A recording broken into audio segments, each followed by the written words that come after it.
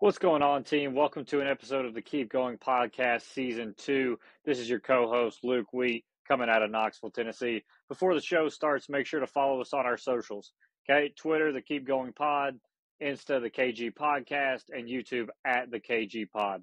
Just a reminder that we are not psychiatrists and not psychologists, just a couple ex-athletes trying to make a difference and end the stigma of mental health. Thank you guys for listening, and let's get to the show. That keep going moment. My keep going moment. That's my keep going moment. Let's keep going. What's going on, team? Welcome to episode 60 of the Keep Going Podcast. Athletes shining a light on mental health.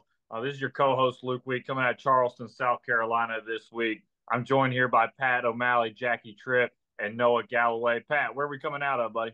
I'm right next to a cooler and a microwave in my facility out here in Roscoe, Illinois. I'm in a baseball facility. I help out with lessons and speed and agility and training. So got some softball girls coming in. We're going to get after it today, but super excited to be here. Super excited to have Noah here. It's going to be a great episode. Jackie, how about you? I'm in no facility today, but I'm home right now. I'm in Plymouth, so coming out of Massachusetts. Love it. Love it. Boston, Mass. And we know there's been some Belichick news this week. How are we feeling out there? We're all right. I'm like looking for a rebuild. So out with the old, in with the new. We'll see. My childhood ended this week, but I'm doing better now. Is Bailey's be a part of the rebuild or what? In some way, shape, or form, but I also could see him starting fresh with a new program. We'll see. Well, from all the Jackie drops, I think we should just make her the HC and just call it a day. I think it'd be Yeah, I don't know if I could do much for the Patriots, but if Jackie took over, I'd be like the ball boy or the equipment manager or something. I probably or QB. We would figure it out. Well, beyond popular belief, we're going to talk about something besides the Patriots today. Lucky for our audience today. So I got to introduce Noah, and what we do every week is we talk about the mental health side of things, right? So before we go into anything, talk about when things are going well, things are going good. What do you do for your mental health? What do I do? Yes, sir. Well, mental health has been huge for me. It's hard to say what I do immediately. I will tell you that 2023 and going into 2024 now, I have been on this huge mental health journey. I was injured 18 years ago in the military, lost my arm and leg. I've had a lot of trauma in my life, but I've never really dealt with it. I thought I did mental health 15 years ago, and now I'm realizing I've not even touched on it. So, I know you asked the question, what do I do initially? I'm still working on figuring that out. That's my answer. And I will continue to be working on that and figuring that out for the rest of my life. Man, I love that. Forever growing, forever understanding that it's a work in progress. Luke, what do you got?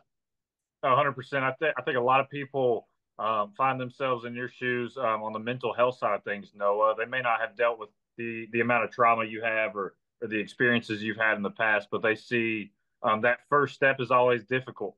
To get into a new field, a new mindset, 100%. And I even find it that, you got to try 10 or 15 things before you find one thing that works. So it's hitting all the little things and seeing what sticks for me. Yeah, I agree. Go ahead, Jake. I like that. And I think, too, we talk about how wellness and mental health has really come to the forefront of our society in the past few years, which is a good thing. But sometimes I touch on the fact that it's so all in front of us that we can easily go online and see what all these celebrities and public figures are doing for their mental health. So it's you got to step back and pinpoint, what should I do to benefit myself right now type thing. Right. No, I definitely agree. And no, I this is a testament to you, man, and your strength and your courage and what you've gone through. You just passed over that you lost 2 limbs, like you were having a casual conversation. So please back a bit for our listeners. Talk about your intro. Talk about what's going on and how that happened, if you don't mind going into it. Yeah, no, I don't mind at all. So I am here in Alabama. This is where I grew up. I grew up in Birmingham. Was that teenage kid that didn't have a lot of direction, ended up in college. My first semester was when 9/11 happened, went right in the military. Excuse me. Went in, served in, the invasion of Iraq in 2003, went back in 2005, was hit by a roadside bomb. I woke up 6 days after it happened in a hospital, unaware of what had happened. And ended up finding out I lost my left arm above the elbow, my left leg above the knee, had injuries to my right leg, my right hand, my jaw was shattered, my mouth was wired shut. So as you can imagine, there was a lot of information to take in. And I dealt with that in the only way that I knew how, but the way I was raised, by just sweeping it under the rug, acting like, I'm just trying to keep moving forward as is. And that, of course, does not work. And it took me a while to realize that that was hurting me more than it could ever help me. Now, I did get into fitness and started doing things, started running ultra course races, marathons, mountain climbing. I got into everything that I felt like I shouldn't be doing, missing an arm and a leg. And that, of course, has gained me some attention. So it's been really good because, like you mentioned, yeah, there are celebrities out there that are sharing what they're going through, and Jackie said it perfectly. Like, they're doing their thing, but we have to figure out what works for us. I, on my social media, started sharing open and honestly about things I've experimented with, from psilocybin to brain spotting, EMDR, microcurrent neurofeedback. I'm doing it and sharing it on my social media with the intent that I'm showing people what's working for me. And I hope one of these things works for you, because it's not all going to work for all of us. We're cooking, Luke. We're cooking early, baby. Go ahead. And I think, kind of to touch on Jackie's point before we talk about all the other stuff, right? Like, when you see the celebrities and you're on social media all the time and you see all the great stuff people are doing, it can be like, why am I not there yet? Why am I not there yet? Well, celebrities have an unbelievable amount of resources, right? And an unbelievable amount of money to back themselves. And that's kind of the tough part is when you're kind of low man on the totem pole and you're middle class or lower class, that can be a little bit tougher to handle that situation and find a bunch of different resources to help you out. So it's finding the one that works for you. I love that you're sharing your story on there. No, it's going to help out quite a few people. No, I appreciate you saying that. Look, saying that, one of the things that I think is a really big problem for, the lower income, is hard to find therapists, and it's because, again, Jackie said it this past couple of years. Yeah. Like, it's become more aware. The downside, I know locally, especially with my kids, getting them into therapy, it's hard to do, a good and a bad. The good thing is a lot of people are going to therapy and mental health. The downside is we don't have enough therapists. We don't have enough counselors. So that's been the struggle, I know, in the area that I'm in. Man, you're so right. That's a little personal background for me. I'm a teacher. So, full-time job, fully employed, insurance, everything. And to get therapy out of pocket for me was about $250 a month, and that's a chunk out of my paycheck. That's about 10% of the 15, that's a chunk. So it's not easy, and you're sacrificing for it for sure. For sure. Oh yeah. Yeah. I'm sorry, I don't want to keep interrupting, but I've been very fortunate. The area I'm in, I had a guy reach out to me that has this nonprofit that is doing all this mental health work, and it's on a sliding scale. So everyone I know, I've been pushing towards him. I'm so into mental health. Like, I was telling somebody the other day, I talk about it constantly. So now my friends have either accepted it and have started doing their own mental health, or they've just quit coming around. They're like, Noah keeps talking about mental health. Man, I've never related to something more in my entire life. I'm in the point of my life, I think these two could speak to it as well. Like, we're out at bars. I think Jackie told us a story the other couple months ago. Like, we're out at bars and people are all drunk, stumbling up to us like, you're the mental health guy. Like, Jackie, we listened to your episode. Like, you were great. Like, what? So, like, we get it, like, completely. Go ahead, Luke. No, I think, kind of touching back on your story, and me and you probably had pretty similar upbringings, I would say. In the South and in Appalachia, it's a sweep it under the rug type mentality, right? And it works for a little bit, or works is maybe not. It covers it up for a little bit, but it's going to come around and knock that rug loose, and it's all going to spill out. And that's something I'm pretty passionate about is trying to, for my generation specifically, and my friends that I know grew up like me, is working into those conversations with them and taking those baby steps just to kind of share my story with them, to get them more acclimated and more open to the topic. So is that something that you do with your friends? And I'm sure you have a bunch of buddies that grew up like you around as well. Oh, all the time. I'll tell you what's been huge for me. I have always, I've been brutally honest about admitting faults in myself. I can have anger. Like I've dealt with anger driving, all that stuff. And now that I've started to acknowledge things and see things, now when someone could get mad directly at me, which in the past I would have thought like I have to defend myself. This is an insult.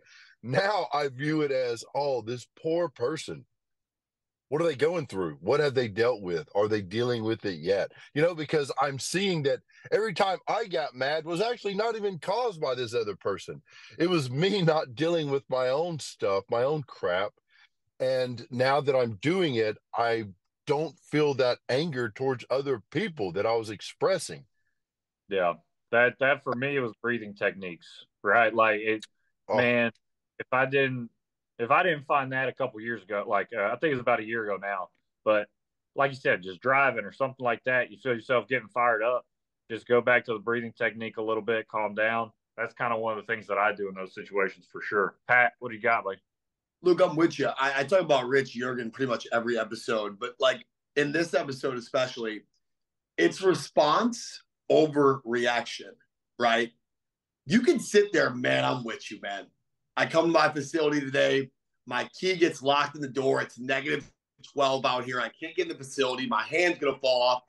I'm like, all right, you can either just start kicking that thing in anger or really think about how I'm going to get this key out of the door and how I'm going to get in and help the youth today, right? And we get some hot water. We start jiggling a little bit. We respond, right? But it's so often that we want to react. And it's because we have insecurities and problems with what we're going on and what we're working through. So just kind of want to point that out. Jackie, how about you? My question that Luke kind of touched on was obviously your mental health journey probably goes back, obviously, like over 18 years. But you said within the past year or two, you got really into mental health. Was there anything that sparked that? Like, how did that journey kind of soar over the past 2 years more so than the past 18? I wholeheartedly credit it to my wife, Amanda. We got married during COVID. I'd met her years ago. I met her in New York. She was on her way going to LA to run some yoga studios out there. She's always been in that world, breath work, all those things. Of course, I'm from Alabama. So I'm like, what is all that crap? But she's an amazing woman. So we get married and it immediately changes. I have custody of my kids. I have 3 older kids, and now my wife and I have a 1-year-old. But her world, basically what I saw was the way I grew up wasn't the way it's supposed to be. She was raised in a loving family that was nurturing and supportive, and I didn't get that experience. And some of you can look back on your childhood, and no blame on my parents. They came from a rough place, but it's affected me and how I react to things. And she has helped me see that. And I realize I can't be a jerk and keep this amazing woman. So I knew I had to make this work to improve. And I told her the other day, you don't change for people, but the good thing is there are people out there that will motivate us to want to be better. And she is wholeheartedly one of those people that I want to improve for her and for the children. Run that back, baby. Go ahead, Luke. Hey, behind every good man's a great woman. That's kind of something that we've shouted out, 5 or 6 times. That's why I'm in Charleston this week. It is to see my woman out here, Spencer Ann. Shout out to Spencer Ann. She's getting her PT. She's about done. Been 3 years of a grind at school, but that's you do it for the love and Luke, do it for 2024. You got to shout out Spence more on the pod. That's my resolution for you, because she's a rock star, man. Like these girls dealing with guys like us, this is a different story. It's a different story. Yeah. Jackie, how about you?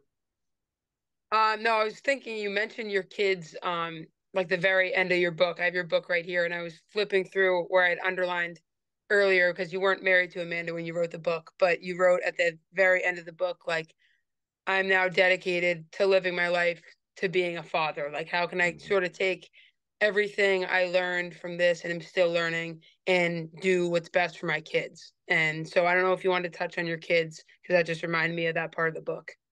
Yeah. So I have 4 kids now. My oldest will be 19 this month. He is in basic training right now for the Coast Wow. Guard.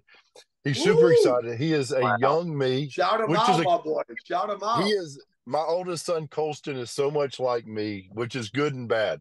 That's like when he graduated high school, he was still working at Chick-fil-A, talked about the Coast Guard, but kept putting it off. And like an entire year almost went by. And I thought, what's going to happen? I didn't know if he was ever going to move out. I was prepared for eventually a wife and a kids to be living with him in our house. My wife was like, she said, well, do we make him go get like a hard manual labor job? I was like, no, he's so much like me. He will love it. He'll think this is it. This is what I want to do the rest of my life. So I didn't push him. I told him, I said, look, buddy, I'm not going to push you into things, but let's look at the possibility and if you would like this. And he ended up falling in love with the idea of doing law enforcement, maritime enforcement for the Coast Guard. And then they offered him $20,000 to come in before Christmas. And there he went. So I'm super excited for him. Okay, that's the one. Then I have my son, Jack, who's in 10th grade. He's going to graduate next year early, knocking out college already. He wants to be a doctor.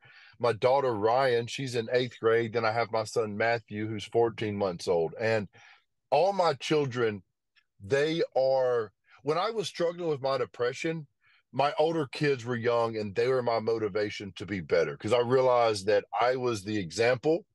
I was setting the standard and I needed to make sure that my kids realized what was acceptable. And so I knew I had to make changes. And I, always made mistakes after that, but my kids were my motivation to get over those. Like, because we screw up. We all screw up. That bad things are going to happen to us throughout our life. But when those things would happen, it's my kids that motivate me to be better. And it's a reminder all the time that they're watching me. So everything I do is important, not just when I'm on social media or doing a podcast. When I'm out and about, they're watching, they're learning from me, and I want to make sure that they learn to just be the best humans they can be. Man, I've learned that as a teacher, how much kids are watching adults more than you think. And a lot of their habits come from the adults in their lives. And it's crazy to see like a 12-year-old go to 16, like see that journey, see how much they become a little bit more like their parents every day and stuff. Yep.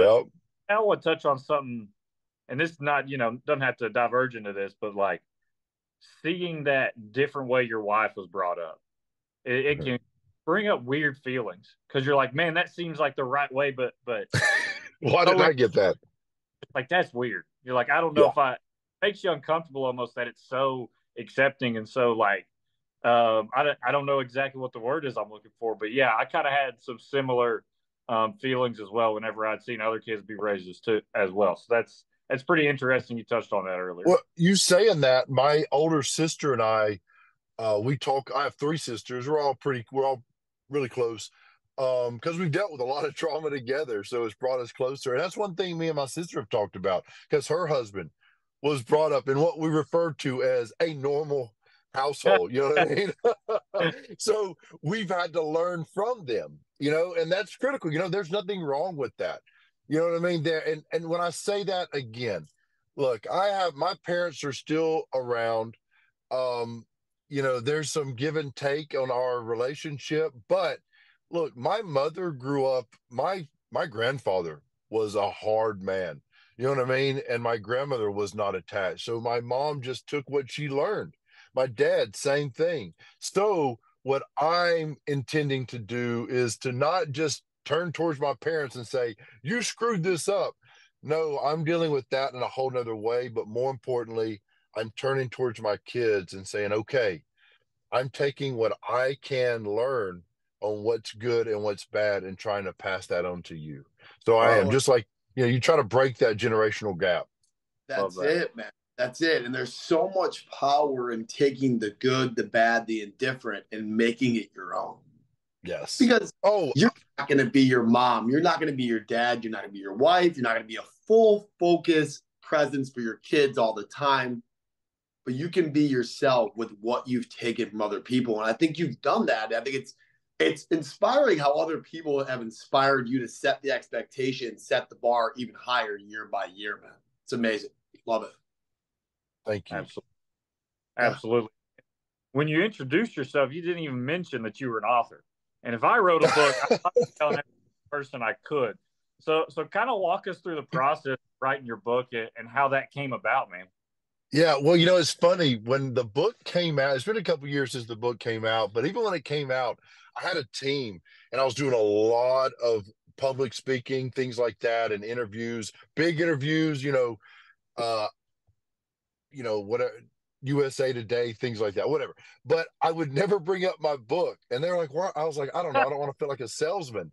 But then also when the book came out, in the book, there's my childhood, there's military, there's me being on Dancing with the Stars, but the meat of the book, I talk about my depression and struggles and mistakes. There's an entire chapter dedicated to me spending 10 days in the county jail. It talks about how I got there, everything. So the book, when it came out, I was nervous that people were going to hate it because I went on Dancing with the Stars, did all 10 weeks, came in third, and I was loved by people. I wasn't this amazing dancer. I just was this Southern gentleman that they fell in love with. And I was afraid that when they read my book, they would see this other side of me. But thankfully, it's had a huge positive impact on several people that have reached out to me, not just veterans, not just people with disabilities, but people who have struggled with depression or known someone who has struggled with it, because I'm very open about my struggle. I want to do another book to talk about what I'm doing now with mental health, because I'm a true believer that if you have a story and you're willing to share it, do that. Because there are other people out there just like me that have experienced similar things to me, but they aren't comfortable sharing that. And that's okay. You're an introvert, I'm an extrovert. I want to share. And if someone out there that's listening to this has a story and they're comfortable sharing it, I would encourage them to share it, because you never know the impact that makes on someone else's life that thinks they're alone. Hey, Man. amen.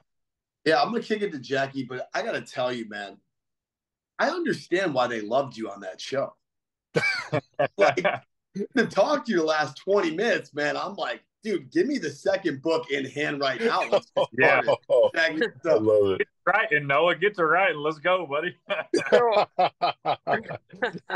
For anyone listening, I read the book. Pat and Luke will read the book eventually, but there are a lot of obviously self-help books out there and military stories and athletes with injuries. So when I read this book, I kind of honestly expected, it wasn't what I expected, but in the best way possible, because I sort of expected the first few chapters, Noah would touch on his childhood and the incident in the Army and his injury. And then I kind of thought the rest of the book was going to be like this, like motivation, like, all right. And then everything got better and I started working out and here I am, because that's just like what I expected based on other books I had read. It was absolutely not that. Like, it was just so real because there were so many ups and downs. You have the injury, then you have encounter issues with drinking, then you go through all these relationships, then you have a kid, and then you have ups and downs. And it was just so perfect. Obviously, not what happened to you is perfect, but the way that you were able to articulate your story and just be so honest was so refreshing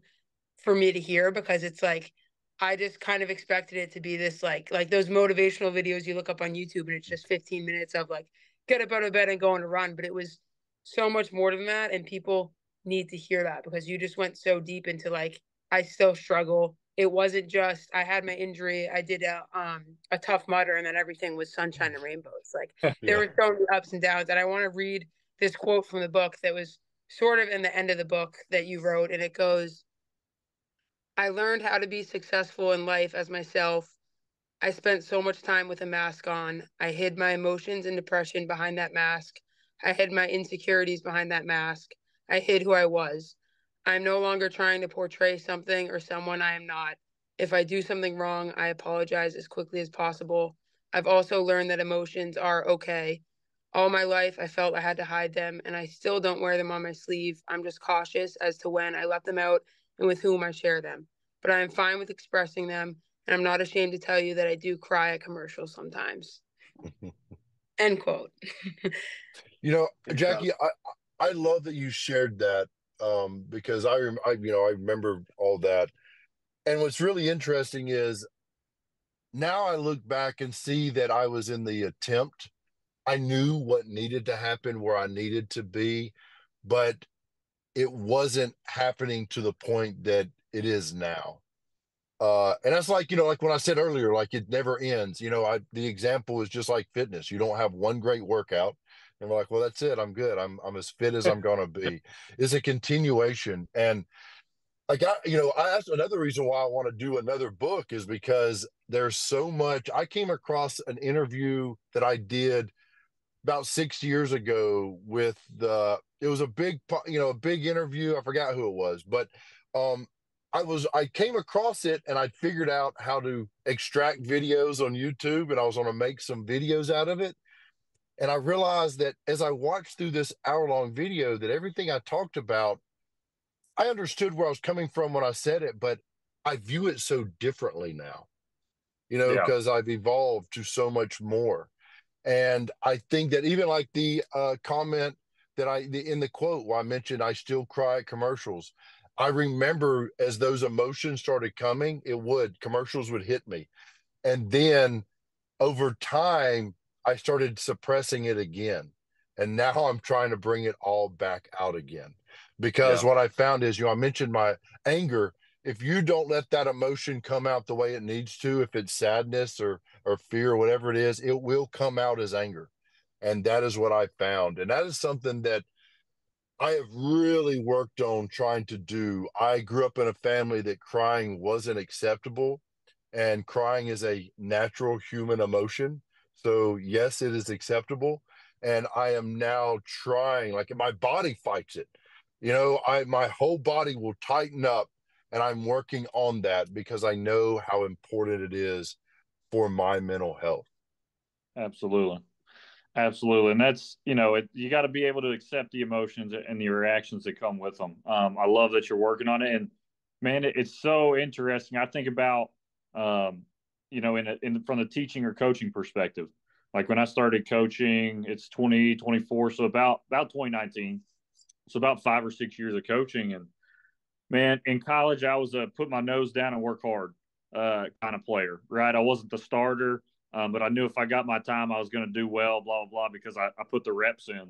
And so when I started coaching, I was like, you just go to work, you do the work because you have to do the work, and that's why you do it. And I guess I was innately a team guy. And then whenever I started working with other coaches, they were like, well, we need to do some team building activities. We need to do some, we're not even going to touch the soccer ball today. We need to do this. And I was like, why aren't we working on we got to work on like 2-touch passing. We got to work on this. Like there's so many things that we haven't worked on. I was freaking out. And at the end of the day, he was like, this is a team sport. Like we have to be able to trust each other and be able to confide in each other. And that's going to solve more issues than any drill could or anything. So it's pretty interesting that you brought that up as well. That's something that kind of reminded me of. No doubt. No doubt. And no, I just got to be honest with you, man. I've followed you on socials. I'm a new follower. Like I'm gonna be very. We do our homework here, but I'm a new follower.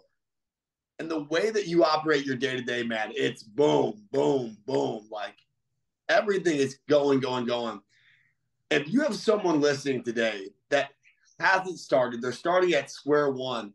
What would you tell them to kind of start this journey the way you've excelled?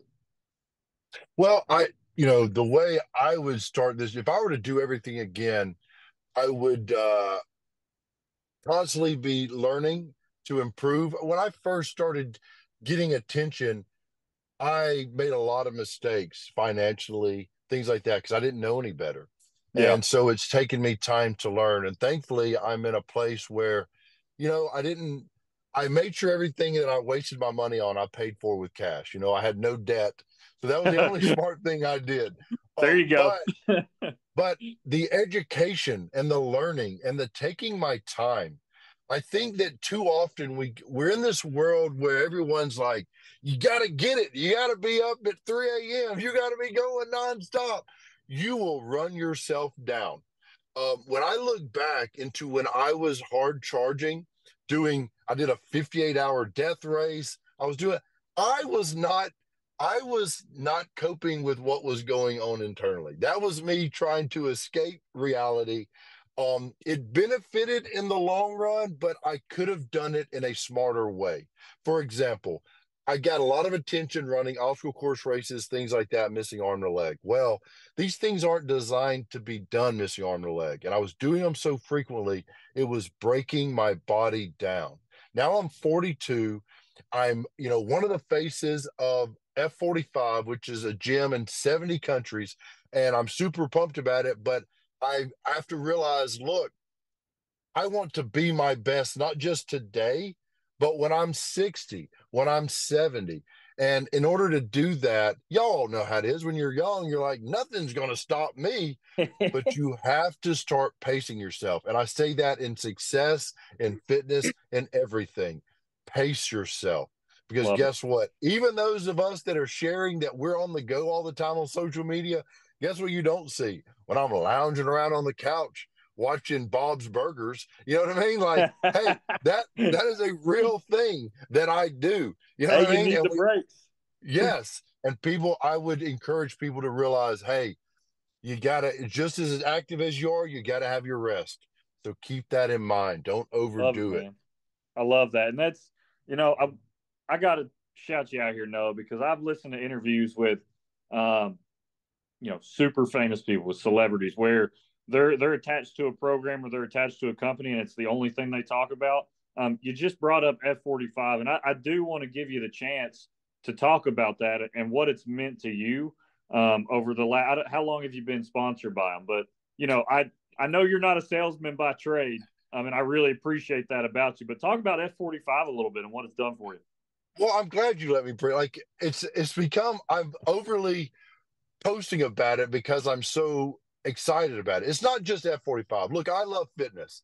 And my goal in life, I want to bring more and more people into the fitness and health and wellness world. Y'all know how it is. When you're mental health, your physical health, everything. I tell people, look, we're no different than any other cult. We're happy and we want everyone else to be happy with us. That's right. I did So, CrossFit yeah. for a little bit. Yeah.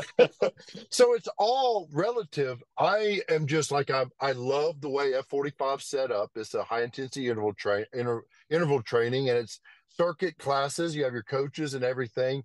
And I am also using it not just because I love it, but because I'm using it as another tool to try to push the message of health and wellness, and that fitness is for anyone, that it is inclusive, that even me missing arm and a leg can actually. I had a coach from an F45 in another state reach out to me. They have a member that's missing his arm, and he's debating whether he should quit fitness or not. I'm like, put him in contact with me. We're going to work Yeah. through this. I don't care if he does F45 or not. I want this guy to see that, yes, you can still exercise. But, F45 is functional fitness in 45 minutes. I am happy to be part of this brand. I created the position that I have. I went to the CEO and said, you're going to pay me to go work out at all of your locations, because when a guy missing arm and a leg pushes himself, guess what? Everyone in the class pushes themselves. And it shows those who aren't in fitness yet that it's inclusive and anyone can do it. So it wasn't just about the brand. I wanted to be part of something that is powerful, that is successful, and that is encouraging people to take care of themselves, because I we love all that. deserve to be healthy and happy. And, going to a class like that, look, fitness is hard. You're not going to just be able to walk into a gym and know what you're doing if you've never done it. And as someone who does enjoy fitness, sometimes it's nice to have someone else design those workouts for you. So that's where it falls into place. And thank you for letting me share that, because I am proud Yeah. of this partnership that I have with them. It is a program that I feel like my entire life has led to. I got into fitness when I was like 10, 11 years old. It was Yeah. my escape from what I was in. And so it's always been my go-to. When I got injured, I went to fitness. Everything has drawn me back to fitness. And so that is passionate, just like mental health. And I want to share that with as many people as I can.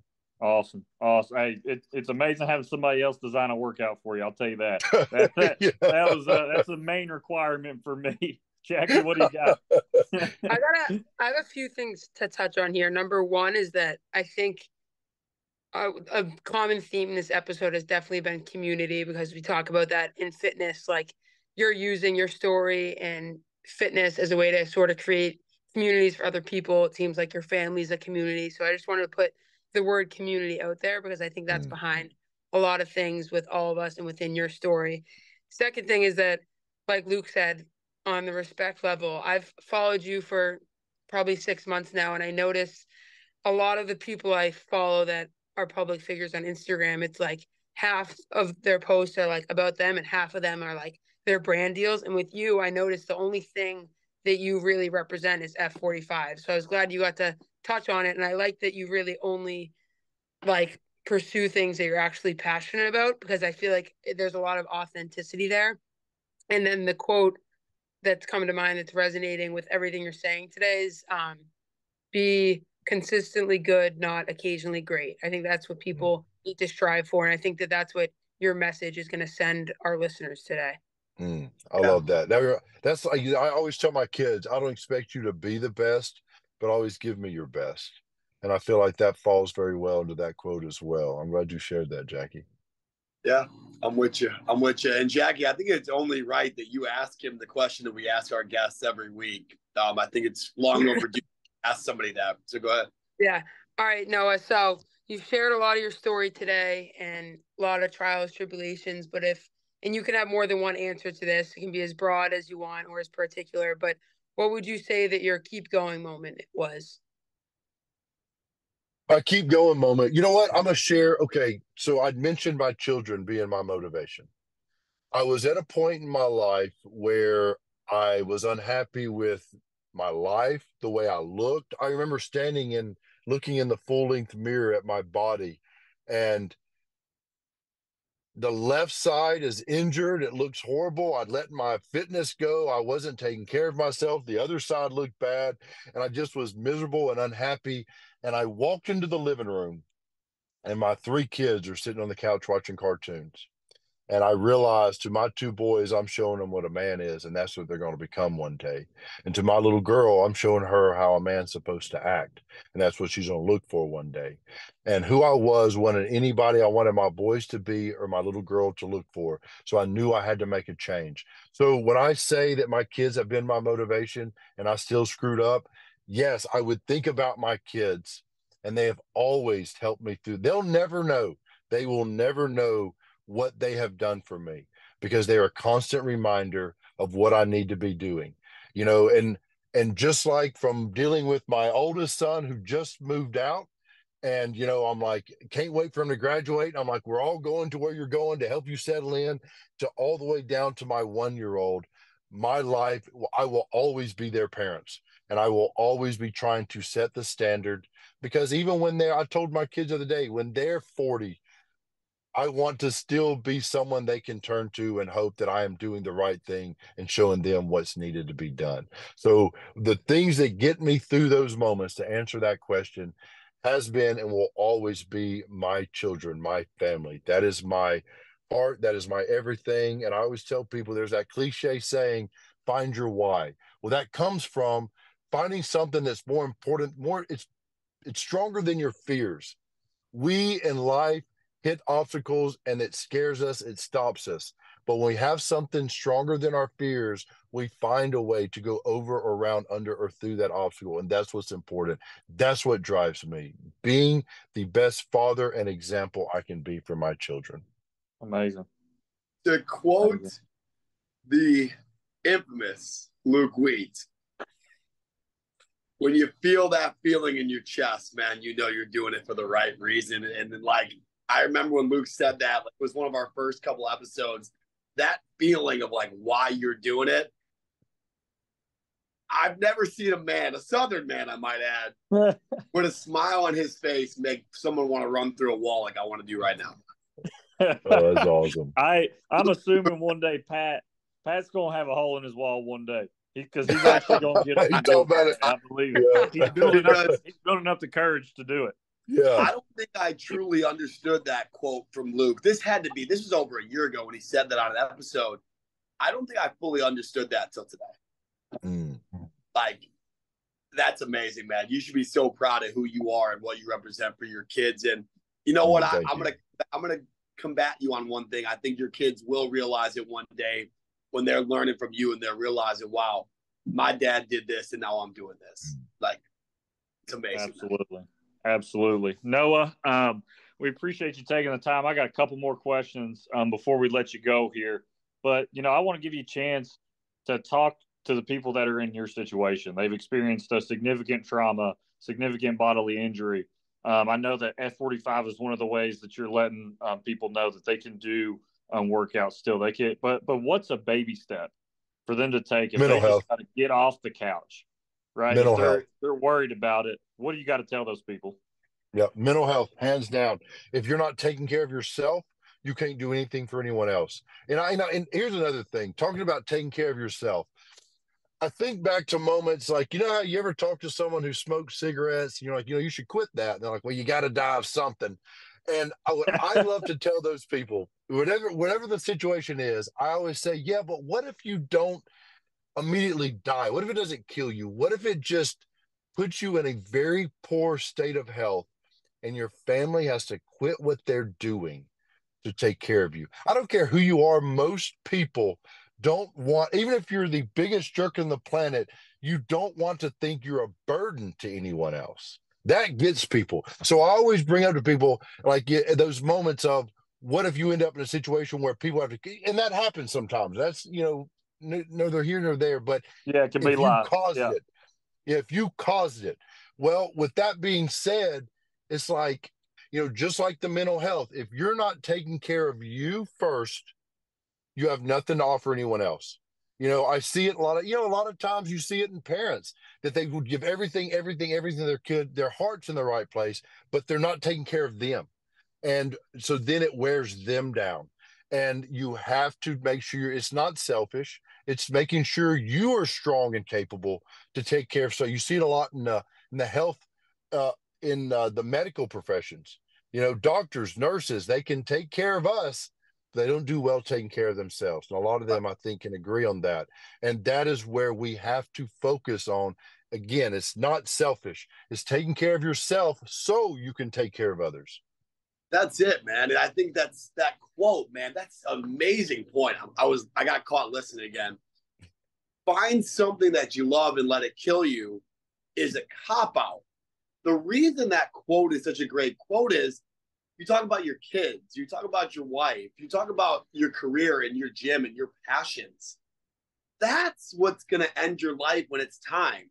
Those things, not the vices that we touched on, the cigarettes, the alcohol, which you've went through, and we've had several connections to this pod with that. Like, that's not what that quote means. It's the everyday for the people that you care about. That's finding something that you love and letting it kill you. I love that you brought that up. That was fantastic.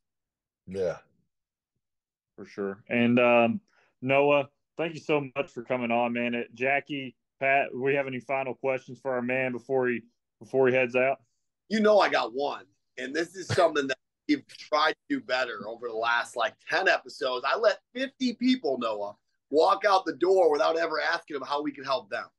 Again, did that on a mental health podcast. So for you today, you've helped us so much, and not only for our listeners and our audience, our following, but us personally. How can we help you, man? What can we do to help you and what you're trying to achieve and your message you're trying to spread? Well, one, thank you, Pat, for asking that question. I feel like we should all be better at asking other people what we can do for them.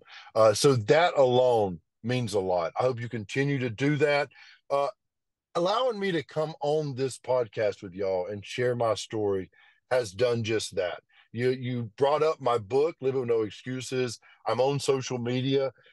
If people want to follow me, I'm there. But just allow me to come on and share this. This is one of those things that being able to sit down with the three of you and discuss mental health and know that I'm talking with three people with that. I don't even know, but I can tell we have a lot in common and agree on the same things. That has just filled my cup. I am ready to just continue to take on my day because the three of you have made it so enjoyable. So that is, you've already done it. Thank you, Pat. Man. Oh man, that's fill the cup. I knew somebody. Yeah, I knew somebody had to shout out filling up the cup. We've shouted that out a million times on the podcast. I'm glad we checked that off the bingo card today. Glad we checked that one off. This goes without saying. I'll let Jackie wrap us up because she obviously coordinated this and did an amazing job. Oh, she made it happen. I was here to talk to Jackie. I don't know who y'all are. No, yeah, exactly. Hey, you'd be better off for it. You'd be. Weekend, especially Luke. You're so great. Just talk.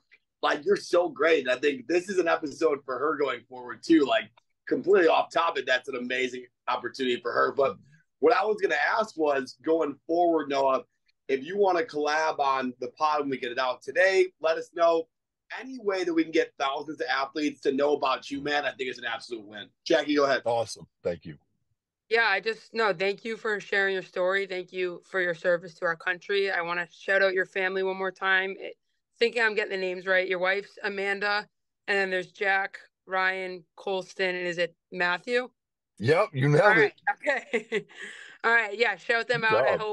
I hope the older ones are able to listen, and I hope that this was a reminder too that the title of the book is Living with No Excuses.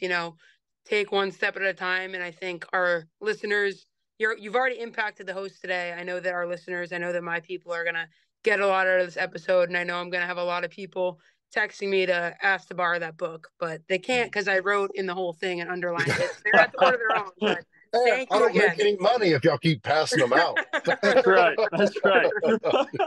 Thank you, Noah, though. Thank you very much. I was impacted by your story. And again, thank you for your service. Absolutely. Absolutely. Noah, that book is in my bookshelf like you have no idea right after this call, man. And hey, I did my own audiobook if you like audiobooks. No way. I need some more of that. Maybe I need some more of that. So it's on Audible, I'm assuming. Yep. If you want to lay in bed and drift off to the sweet sound of my voice, you have that option. Come on, baby. Come on. That's all I've ever wanted, man. But like in all seriousness, episode 60, Noah, this has been enlightening. This has been refreshing. This has been amazing. And before we wrap up, shout out my guy, Paul Brown from the Cleveland Browns as well for episode 60. I didn't forget about my guy, Paul, but of course. All seriousness, keep going. Love you guys. Have a great rest of your Sunday. Hey, keep going, guys. Thank y'all. Thank you, Noah. Thank you.